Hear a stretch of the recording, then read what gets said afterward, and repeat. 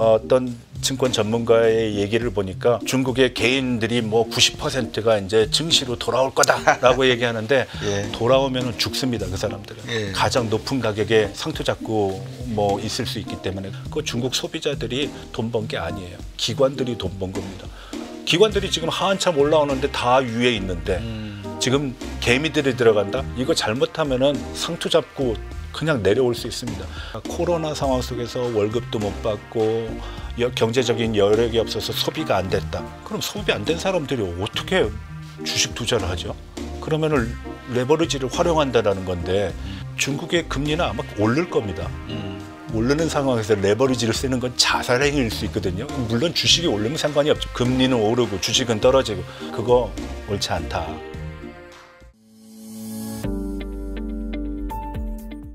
제조업이 미국이 가지고 있는 가장 중요한 최종적 목표로 인식할 수 있다는 거예요. 왜냐? 시가총액 기준으로 보니까 미국의 자본시장, 주식시장이 전 세계 주식시장 시가총액의 55%를 차지하고 있어요. 다시 말씀드리면 제조업은 다국적 기업 형태로 다 숨겨놓고 일단 자본은 미국이 꽉 잡고 있다는 거죠. 그렇죠. 그런 입장에서 놓고 보면 중국은 어느 정도인가 제가 그 PER을 한번 봤거든요. 아, 네. 그러니까 미국이 한 25 정도 돼요. 그러니까 25배. 네. 그러니까 약간 버블이 있다라고 말씀. 인도가 한 23배 정도 돼요. 23. 근데 중국은 9.9더라고요. 그러니까 중국 자본시장은 아직까지 클 수 있는 여력이 많이 있는 거예요. 그런데도 불구하고 중국 자본시장에 대해서 관심을 정말 기울여야 될지 안 기울여야 될지 이게 퀘스천 마크로 많은 투자가들이 가지고 있는 거거든요. 네.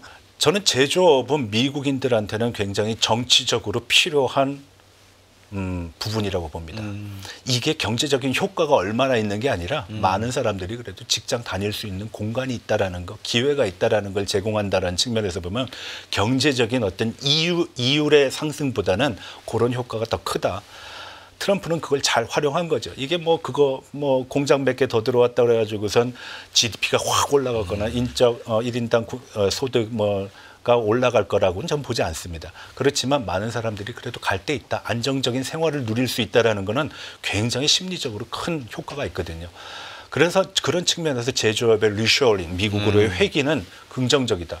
근데 미국은 사실 전 미국인들을 먹여 살릴 만큼 돈을 갖고 있지 않습니까? 그리고 그 돈에 대한 관리나 운영 첨단입니다. 우리가 파이낸셜 엔지니어링이라는 표현들을 쓰는데 금융공학.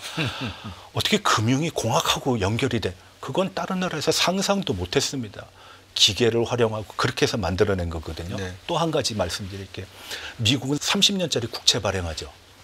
이율 정해지면은 30년 동안 쭉 가죠. 네. 곽 박사님 잘 아실 거 아닙니까? 중국에서 국채 발행하면은 뭐 5% 이자 주겠다. 한 5, 6년 지나면 이율이 바뀔걸요? 그렇죠. 떨어질 거예요. 못 믿어 하는 거죠. 물론 그게 키커런시를 갖고 있는 발권 국가가 있기 때문에 미국은 그걸 유지할 수 있지만 중국을 유지 못하는 경우도 있을 겁니다. 가장 중요한 거는 중국의 정책 연속성을 믿는 사람이 없다라는 거예요. 금융의 가장 중요한 거는 불확실성 요소를 제거하는 겁니다. 그리고 꾸준하게 현상을 유지할 수 있는 믿음이 존재해야 되는데 그렇죠. 중국이 딥시크 지금 키우지만 과거에 마윈처럼 되지 말라는 법 없고요. 네. 그리고 부동산 잘하고 있네 그랬다가 어느 날 갑자기 부동산은 살기 위한 거지 투자의 대상이 아니야. 이런 얘기하는 거. 그렇게 얘기하게 되면은 정책의 연속성에 누가 그걸 믿고 들어옵니까? 돈이라는 거는 이게 실물이 오가는 거가 아니라 숫자만 오가는 거다 보니까 빠져나가기도 쉽고 들어가기도 쉽지만 그 빠져나가려면은 가장 좋은 믿음, 신뢰, 그 관계가 있어야지 들어가기도 하고 그렇죠. 나오기도 하잖아요. 세 번째 제가 예를 하나 들어야 되면은 중국은 돈 들어오는 거 좋아합니다. 외국인 투자 많이 유치해요. 그걸 중국에서는 인진라이라고 합니다. 외국인 투자 유치. 그럼 들어오는 것만큼 나가게도 해줘야 되잖아요. 그렇죠. 근데 나가는 건 너무나 어렵습니다. 돈 벌어서 나가? 중국에 투자해. 중국 시장 커질 거야. 중국 사람 많아. 예. 그거는 설득을 위한 설득이지 그렇게 하는 건 아니지 않습니까? 그렇죠. 예. 그럼 중국도 밖으로 나가면 안 되는 거죠. 자기 나라 안에서만 투자해야 되는 거죠. 그러니까 중국은 그런 모순된 행위를 보이고 있다는 것이 우리가 가장 염려하는 부분입니다. 그래서 중국을 투자하는 사람, 대부분 미래를 보고 비전을 보고 잠재력을 봐라. 10년, 20년 투자하는 사람 있을까요? 앞서 말씀드렸다시피 30년짜리 국채 사가지고서 마음 편하게 다리 뻗고 자는 사람 없을 겁니다. 중국은 그냥 한 번이죠. 들어가서 정책의 흐름에 따라 잠깐 들어가서 돈 좀 벌고 나오고 들어갔다가 나오고 치고 빠지는 그런 시장이지 그 시장을 쭉 가겠다? 그것만큼 리스크가 큰 시장이 없습니다. 네, 저는 그렇게 봅니다. 지금 현재 중국의 주식시장의 어떤 흐름을 보면 중국 시장에 대한 열풍이 사실은 몇 주 전에 불었었습니다. 많은 투자 맞습니다. 우리나라 그 개인 투자가들 사이에서 앞으로 잠재력이 중국에 있다. 그래서 중국으로 가야 되겠다. 그래서 샤워개미 쪽에서는 서쪽에서 돈을 좀 버신 분들은 이제 버리고 중화개미로 예, 중화개미로 가시는 분들이 계셨는데 그 점에 대해서는 어떻게 보십니까? 네. 9월 달, 작년 9월서부터 끊임없는 경기 부양책을 했습니다. 9월에서 한 12월까지 한 30몇 차례가 나왔거든요. 근데 시장에 약발은 별로 없었어요. 왜냐? 찔끔찔끔씩 내놓으니까 사람들의 어떤 기대에 만족을 못했던 거예요. 심지어는 중앙은행, 인민은행장도 나왔고 금관원위원장도 나왔고 증권위원장도 나왔고 여러 관련 부서 수장들이 직접 나와가지고선 동시에 한 줄에 앉아가지고선 발표도 하고 했는데도 실효적인 효과를 못 얻었다가 네. 12월 달서부터 중국이 뜨기 시작했습니다. 네. 이제 미중 관계에 어떤 영향이라는 우려도 있었지만 중국 지식에 대한 이제 시간이 됐으니까 이제 돈 풀 때 됐다. 언제까지 잡고 있을 거냐, 풀 거다. 그래서 사실 중국 증시가 많이 오른 건 사실입니다. 근데 여기서 하나의 착시 현상이 있습니다. 모든 중국이 올랐을까요? 중국은 크게 3개 시장이 있습니다. 상해, 심천, 그리고 홍콩이 있는데 홍콩만 올랐습니다. 홍콩의 커창반이라고 그래가지고서 과학기술에 기반한 첨단 산업, 샤오미, 화웨이 뭐 이런 회사들이 들어가 있는 데는 진짜 천정부지 올랐습니다.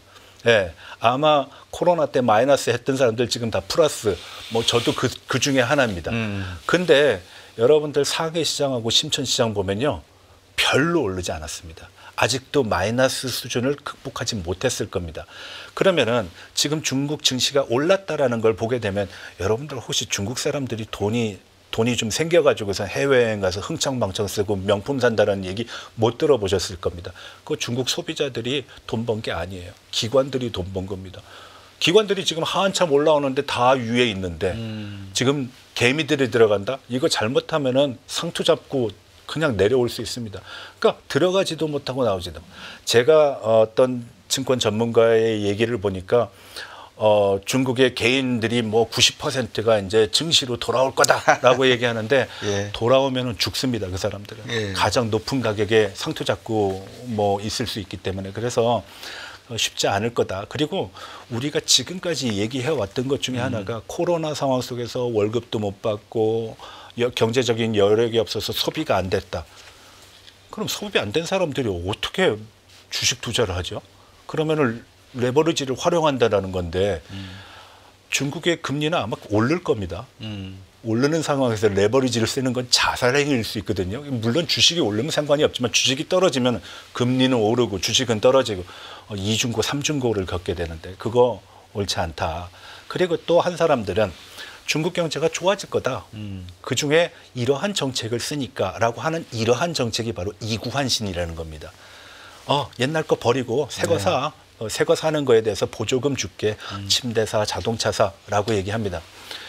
그거 얼핏 보면은 경제 활성화를 위한 부양책이라고 볼 수 있는데요. 그것만큼 시장 왜곡하는 게 없습니다. 이거 모든 상품에 대해서 열려 있는 게 아니라요. 특정 회사의 제품에 대한 쿠폰 제도입니다. 그렇죠. 할인 제도입니다. 그러면 그 회사 제품이 인민들을 위해서 가격을 할인해 줄까요? 그 가격 그대로 받거나 더 받을 수 있을지 모릅니다. 왜 많이 팔면은 내가 보조금 그렇죠. 더 많이 받는데 왜 그걸 합니까? 그래서 이구환신 요번에만 한 게 아니라 2008년도 서브프라임 모기지 이후에 유럽발 금융위기 때도 했는데 결과는 뭐라고 나타났냐? 시장 왜곡 현상이 너무 심했다. 가격의 왜곡 현상이 너무 심하게 나타났다. 그래서 시장 교란 현상이 나타났다라고. 지금 중국이 어쩔 수 없이 하는 겁니다.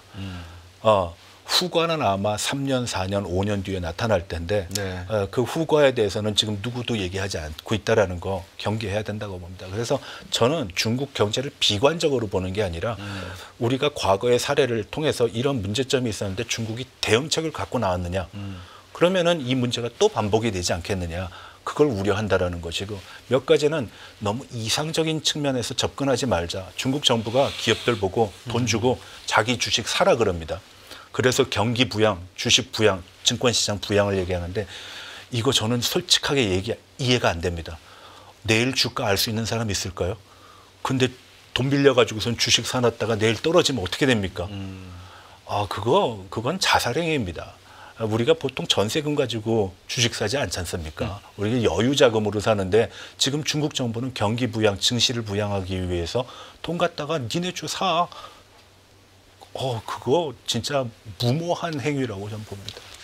예, 중국 발전 포럼 있었지 네. 않습니까? 그건 어쨌든 간에 중국 공산당도 어떤 발전 전략의 로드맵을 가지고 어떻게 나갈 것이다라고 하는 것을 민에게는 그 로드맵을 보여줘야 되지 않느냐. 그렇죠. 비전 삼아서. 그러면 그 민이 그거를 받아들여서 이해를 하고 불평이 있더라도 참고 가는 것이 결국은 양관의 민과 관 간에 이제 서로 협업하고 성장할 수 있는 하나의 관계가 되는데 네.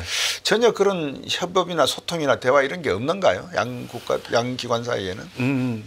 중국이 개혁 개방 이후에 G2 국가로 성장하는 거, 네. 개혁 개방이라는 거, 시장 시스템을 도입했기 때문에 성장할 수 있었다라는 거. 그렇죠. 근데 지금에 들어서는 왜 그 성장 동력이 조금씩 약해지는 듯한 인상을 받느냐? 우리가 개혁 개방을 하면서 말 그대로 개혁과 개방을 계속 얘기해야 되는데 그렇지만 하는 이야기거리들이 자꾸 들어온다라는 겁니다. 시진핑이 들어서면서 존엄치당이라는 얘기를 했어요. 당이 우선이고 그런 얘기를 해요. 이 법치국, 법에 의해서 나라 다스리는 거 누가 뭐라 그럽니까? 근데 법 위에 공산당이 있어요. 그게 바로 한계라는 겁니다. 개혁 개방을 계속하면은 제가 봤을 땐 문제가 없는데 네. 시진핑의 경직성이 있다라는 겁니다. 조금 전에 발전 경제 포럼도 바로 그겁니다. 거기에 샤오미의 창립자도 왔지만 이재용 삼성 그 회장도 갔고 그리고 딥시크의 그 사람도 있고 네. 미국의 사업자들과 오는 거 좋습니다. 근데 그 사람들한테 줘야 되는 메시지는 분명합니다. 불확실성 제거. 정책의 지속적인 유지. 그럼 그 사람들은 과연 그걸 모르고 갔을까? 중국이 불안한 걸 모르고 갔을까? 저는 그렇게 생각 안 합니다.